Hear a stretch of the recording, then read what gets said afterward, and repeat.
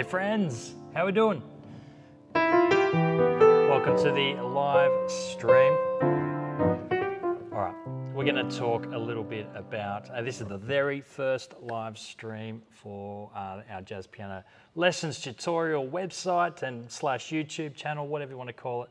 Super pumped, super excited you could join me. Hey, let me know if the live stream's going out okay. If you're catching this live, that would be great. Say good day, and really appreciate that. Hope to be able to serve you guys well with what I do here. All right, so we're going to look at some reharmonization. All right, and so I thought maybe we'll probably look at a tune or two, but look at the concepts and stuff like that of reharmonizations, including the very first reharmonization. Hey, just curious to know also, I'm looking at doing maybe a 10 or a 12-day exercise challenge for everyone to participate in, based on Barry Harris's diminished scale that he uses, right? So the diminished 6 scale or flat 6 scale. His scale is not like the normal C major scale. What he does is he adds in the flattened 6. He doesn't replace it and have 7 notes still. He adds it and adds that, and so he kind of then does some really interesting things based on that, and you know, you get some really kind of cool sounds going on. You know, and so if you're interested in doing a challenge with me on that would be awesome, and I'd love to be able to chat with you as well. Hey, if you see me looking up, it's just because I'm looking at my screen where I've got you know, the notifications, comments, and all that kind of stuff coming through. All right, hey, let's get into it.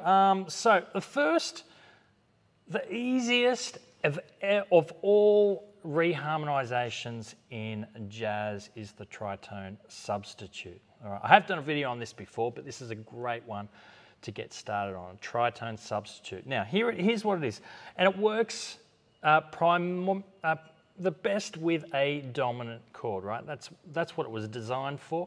We can use the principle of the Tritone Substitute to go a little bit further as well. All right, so hey, from Rome. That's so cool. All right.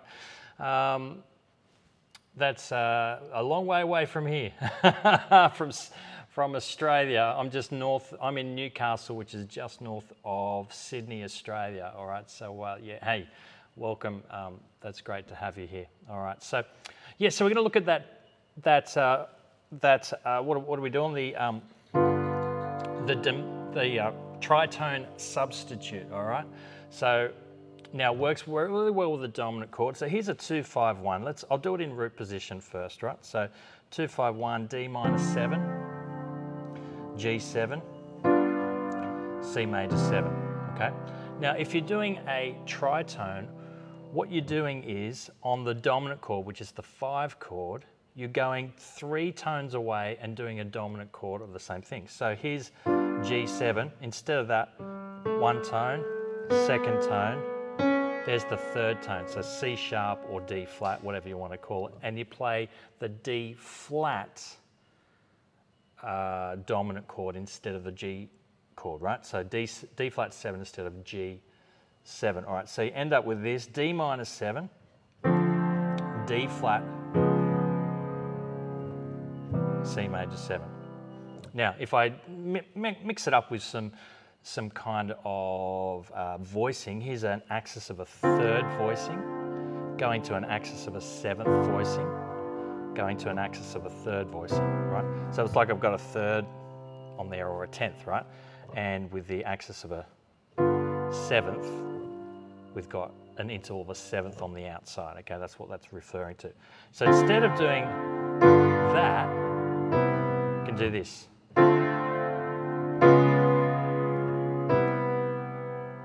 Very cool, isn't it? It's very cool.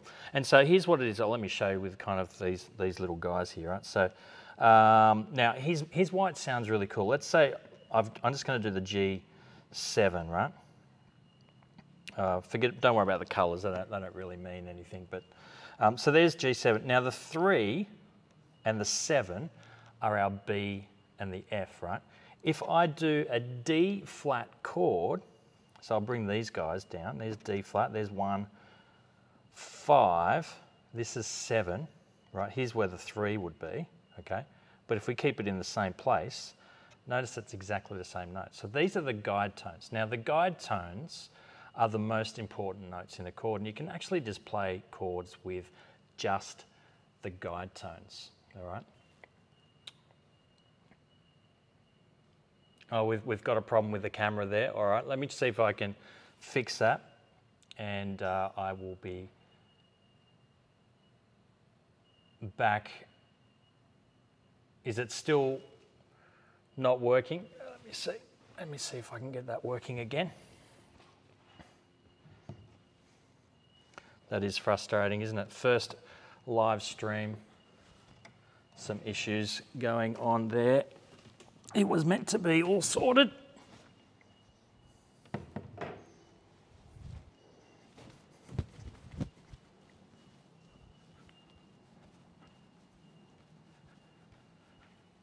All right, let's have a look. What's going on? Oh, it didn't turn over. It was meant to. All right, here we go. It was meant to go to this screen, which I'm not in it at the moment, of course.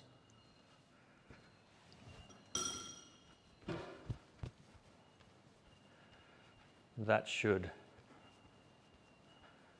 make things a little bit better. All right, let me know if that's fixed. I'll move my, it was meant to automatically change, but obviously something didn't work. All right, I'm back. Okay, how's that working now? I'm there, back at the,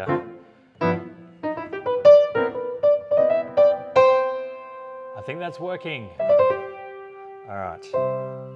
Okay, so let's go back to the tritone substitute. So tritone is 3 tones away. So a tone, awesome. Thank you. Thank you for letting me know that it wasn't working there. All right, so the 3 tones, so this is a semitone. Here's our second tone. So that's a tone, right? Here's our second tone. Don't worry about the colours, they don't mean anything. And then there's a third tone. So it's also known as an augmented fourth or a diminished fifth. That's one way to look at it, right? So we're basically going an augmented fourth away and using the same diminished, using the same idea of the dominant 7. So here's our root position D minor, root position G7, root position C major 7, okay? Instead of using the G, we go up with the 3 tones, 1, 2, 3, and we're going to play the D flat 7 instead. So D minor 7, D flat 7, C major 7. All right, here's another way of doing it, different voicings. Here's the axis of a third and axis of a 7th back to the 3rd. If I go, stay in the same axis, but change, actually using the same 2 guide tones, the B and the F. And that's why it works perfectly. Now the guide tones tell us kind of what's happening, where everything's moving, all right? So the 3 tells us you know, whether it's major or minor. The 7 tells us whether it's dominant or a major 7 if the 3 was a normal 3, right? A major third.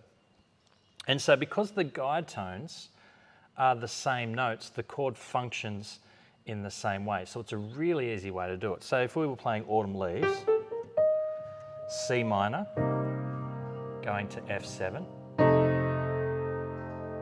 instead of playing F7, I can do a tritone away and play the same type of chord, right? So the B7. So all I've got to do is come up. It's a B, so here's our C minor, and then B7. All right, and it kind of, you know, it sounds like it's doing the same kind of job. If I was doing it in My Romance, C minor, D minor, E minor. Here's a 2-5, and I'm going to play E minor to A7. And I played A13 there, okay? There's the D minor, G7.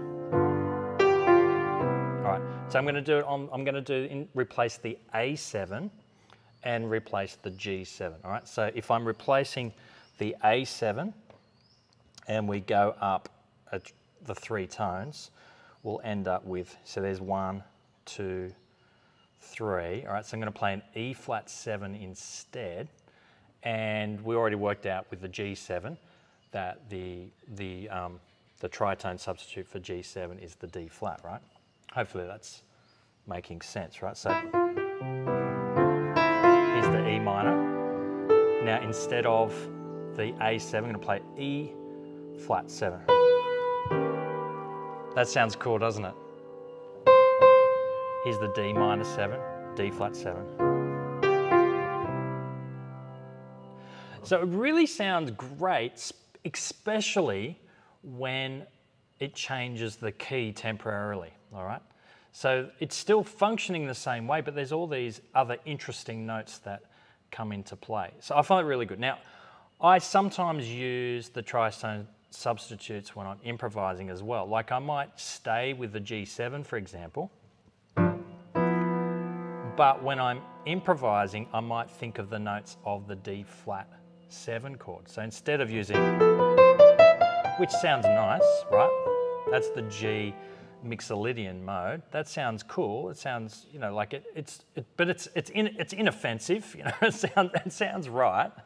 But if I'm going to add a tritone substitute, all right, it's a little bit edgy. It's a little bit edgy. Now, particularly if you leave out some of the other notes.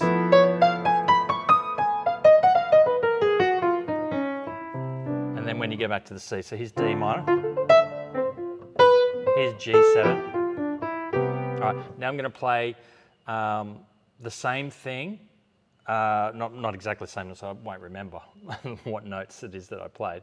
But I'm going to play the D minor 7, going to the G7, but I'm going to play the D flat Mixolydian in the melody, right? All right, that's kind of, that just puts it a little bit outside for a little while and then brings it back, you know, really nicely, you know, without it being kind of crazy, all right? So now, using that idea of guide tones, you can come up with a whole bunch of different things. So if the 3 and the 7, this is the principle that I use, right? It's not one I've heard talked about. I'm sure other people are using it, but I've kind of extended that principle. If the 3 and the 7 are the same, you can change that chord as long as you keep the 3 and the 7, and it will function in the same way. So, for example, a D minor chord, the 3 and the 7, let's bring up a D minor chord here. All right, there's our D minor chord, 1, 3, 5, 7, right? What other chords have the F and the C as, you know, the same notes? Well, things like D flat. Okay, so here's D minor 7. I'll play it up here so you can still see those notes, right? So the F and the C, you can kind of see how it hasn't really, the chord really hasn't really gone anywhere yet, if that makes sense. So from here, I can still go to the G7 and then go to the C. All right, so I could have actually started, instead of doing a 2 here, 5, 1, I added the D sharp just to kind of make it a little bit interesting. They're just different thing there. So I could actually start with, all right, that kind of sounds, in my opinion, that's kind of really cool, yeah? You know, D minor, G7 sharp 5, C major 7, okay? This time I'm going to do D flat major 7. It kind of acts like a 2 chord because if we're in the key of C, because it's still got that C and the F there, right, as the 3 and the 7. And then I go to a G7, and I'm using a sharp 9 there. So you can go from or I didn't put the sharp 9 in there so you could hear kind of the same thing going on. So that's kind of an idea of that, and you can take that and run with that as much as you like, you know, just take that guide tone principle and just absolutely go for it anyway. I really like that idea.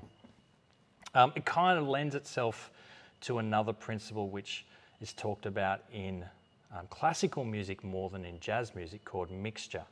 I don't know if you've heard of the mixture. You know, let us know in the comments if you've heard of mixture before. A mixture is basically where you borrow chords from the parallel minor. All right. That sounds it's a bit much there, right?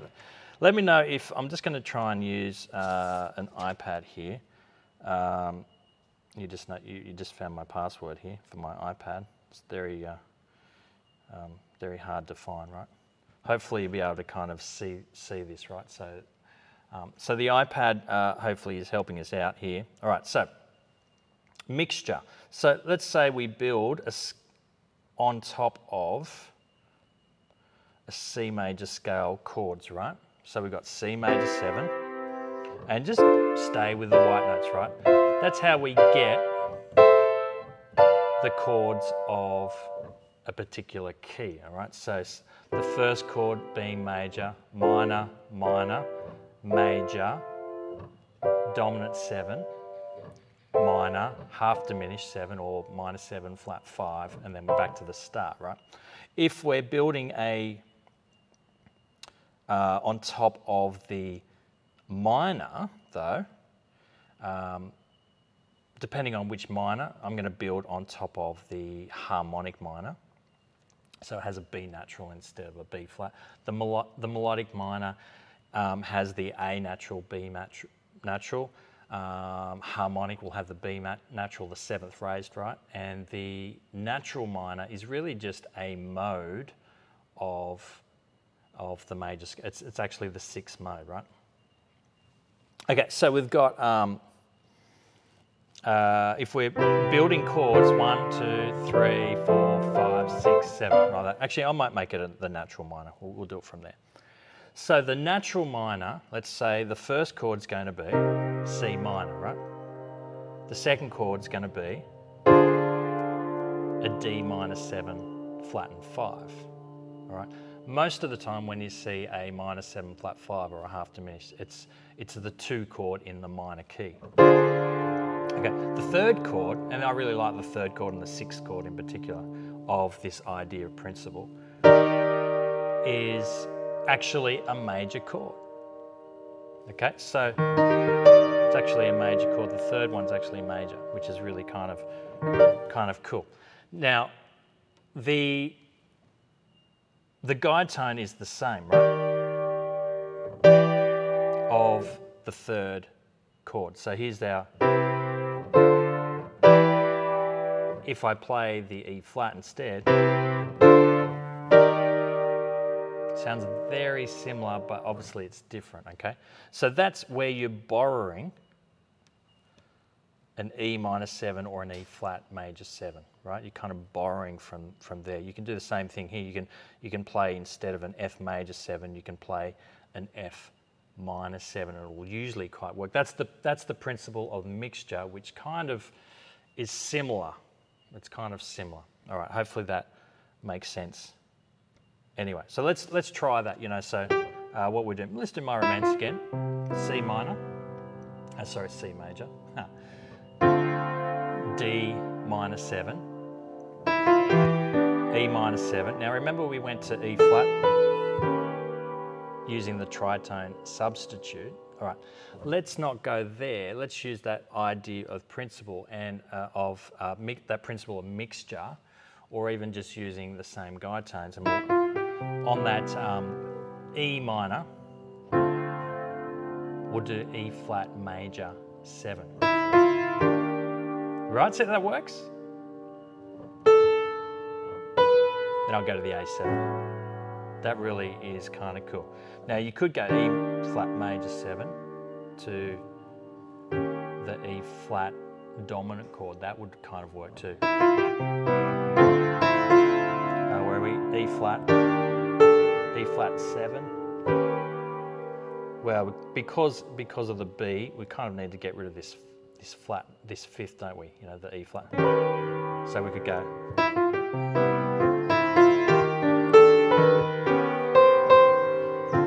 I mean, I think it kind of sounds nicer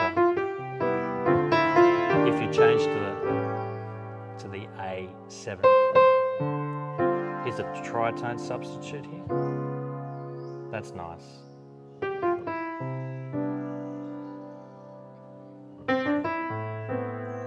Now instead of E7, you could do the tritone substitute, which is B flat 7. Like that, right? See that?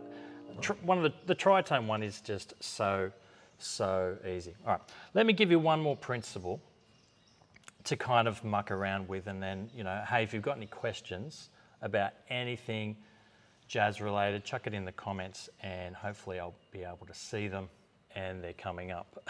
So, but one more thing, which I call this principle of A to B, it's really just about getting from one place to another place. Okay, so like, let's say you want to go to the shops, you want to go to the supermarket, and you need to go from your house to the supermarket. Well, there's probably 5 different ways you can get there, right? But the main thing is you want to go from your house to your supermarket and then back home again, right? Get the milk and the bread and come back home.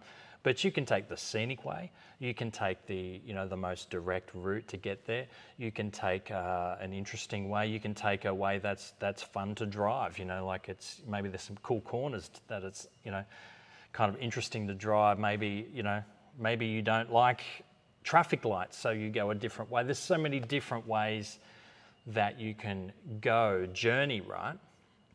And it's a little bit like that with this principle, is that you just want to start and go to, you want to start at place A, you want to get to place B. What is an interesting way to get there? Now, A is an important chord. I mean, not the chord A, but like one of the chords, right? And B is also an important chord, okay? So in my romance,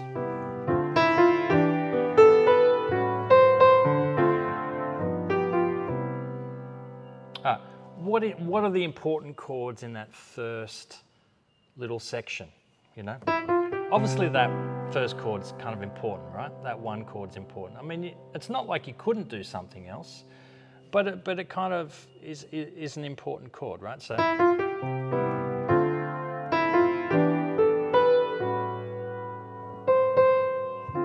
that D minor is kind of important. But not crazy important. I actually think that the C and the C are kind of the important chords. So we've got to get from C and back to C, all right? Which is what kind of happens here is that we go from 3, 6, 2, 5, 1. That's kind of what happens, right? So we could say that E minor is kind of important, maybe. Now, and I'm going through this process with you rather than me just telling, hey, do this chord, do this chord, do this chord, because I want you to be able to understand the thought process that goes with trying to work out what chord comes next, and and what you should be thinking about, right? If I just tell you what chords to play, it's kind of a bit boring. That's kind of misses the point of jazz, right? Doesn't it? So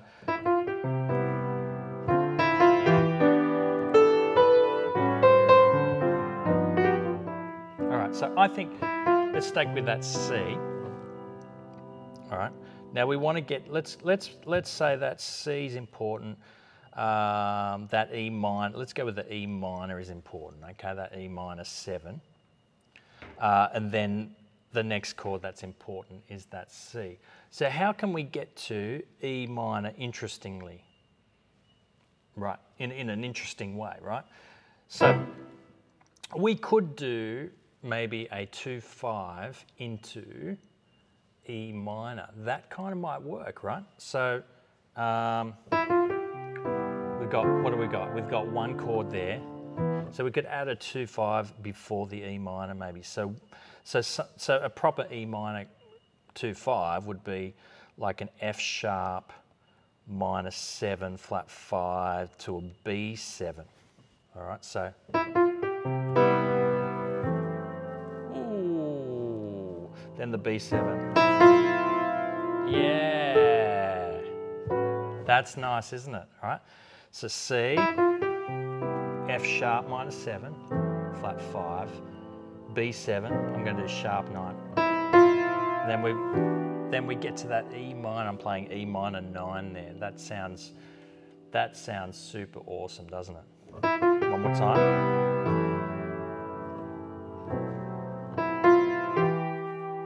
Yeah, that's cool. All right, so how do we get now from E minor 7 to the C? Or now we could do, of course, the 3, 6, 2, 5, which is already the standard of getting back to that C, right?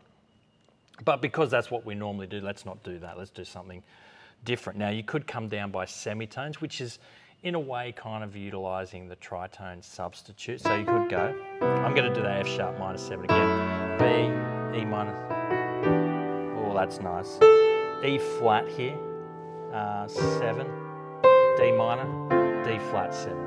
All right, now that's just using that idea of what we were doing before, so I don't really want to do that again, all right? So let's do something different. How about we go from E minor and sort of head up to C somehow? All right, so let's say how many chords have we got? 1, 2, 3, if we're doing 2 beats per chord. So we could do maybe something like, what would work nicely? 1, 2, 3, G, A, B, maybe? Maybe that would work. All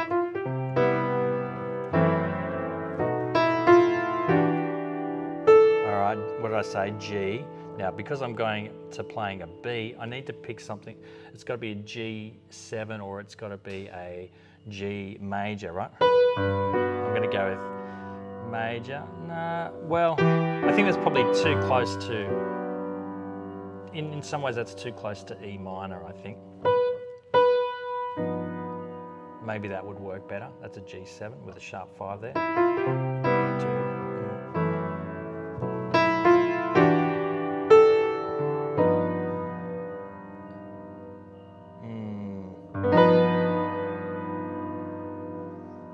We need, actually we need to do those chords faster.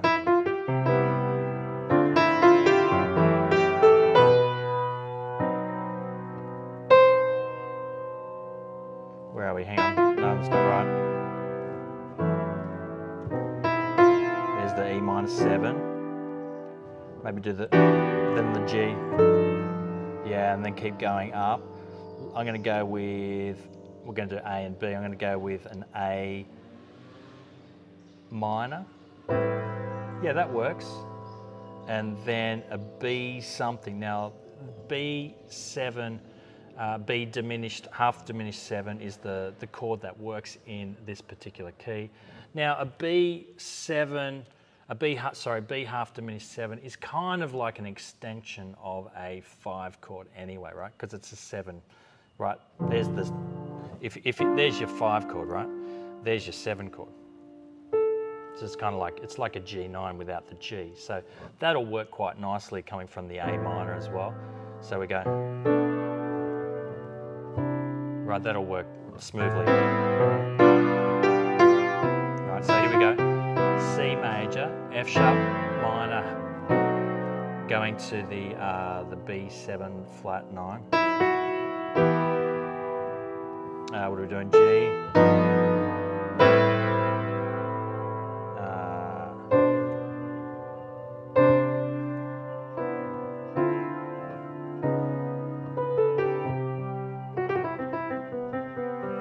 That kind of works for me. I really like that. You know, that's kind of working. Hopefully that gives you a couple of ideas there. Anyway, so hopefully that's good for you. All right, now, has anyone got any questions about anything, and are you interested in that Barry Harris idea? It's such a cool concept, right? So I'll just give you some time to chuck in some comments there. I'm not sure if my comment section is working properly. I'm hoping it is. I might just check on that in a second. I'm here doing live stream by myself, all right?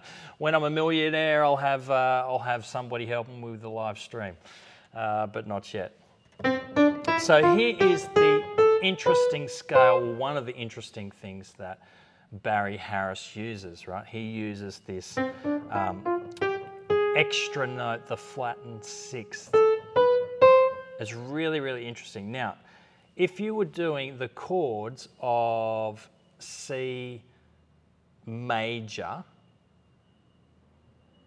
and you just went up, you'd end up with this sound here, right?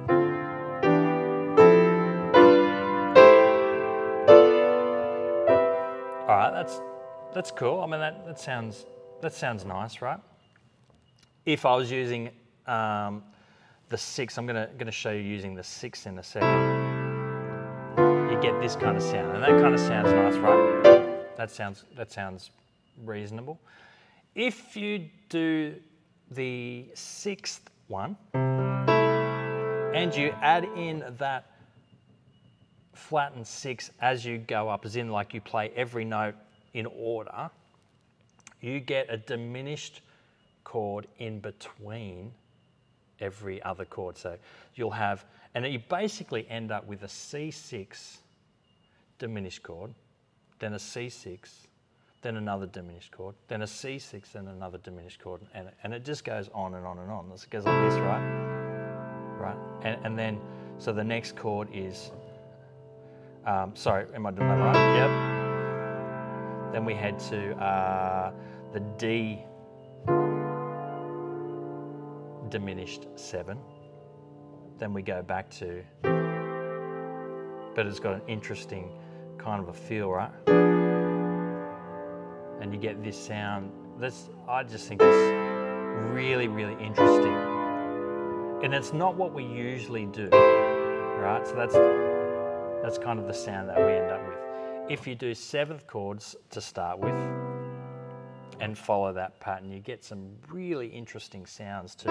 It's not quite the same. So we go from D, C major 7 to D minor 7 flattened 5. It's kind of like a C sort of 6, but it's also kind of like that quartal sound, you know, like that kind of so what sound that Bill Evans brought into you know, our musical vocabulary back in the 50s. So you end up kind of with that. And then you end up with this cool sound here. That is really nice, right? And it's kind of, it kind of forces it to be, in my opinion, a G7 or a G13 flat 9. That's kind of what it ends up doing, even though I know that there's no G in there, right? Okay, then we keep going. Sort of the 4th chords going on there. So anyway, if you are interested in that, there's some interesting sounds going on there, isn't there? And then we're back to. So instead of using the normal 2, 5, 1 chords that we're all used to, there's actually a whole bunch of interesting things that are going on. All right, I just need to check our live stream there, so bear with me just for 1 second. All right. Put that there. Thank you guys for if you did subscribe, if you're watching this and you're subscribed. I got to 1,000 subscribers and I was so pumped about that. And yes, it was very fun. Okay. All right, now of course, if you haven't subscribed, that's a good chance to have a plug for that there. Thanks for joining in, guys, for the first ever live stream. Interested to know if you would like to hear some more. I promise they'll get better when I get my head around all of the technology as well. And so, yeah, you guys are awesome. If you've got any questions and you've got any comments, chuck them down below and I'll get to them when I can. All right, all the best, guys. Bye.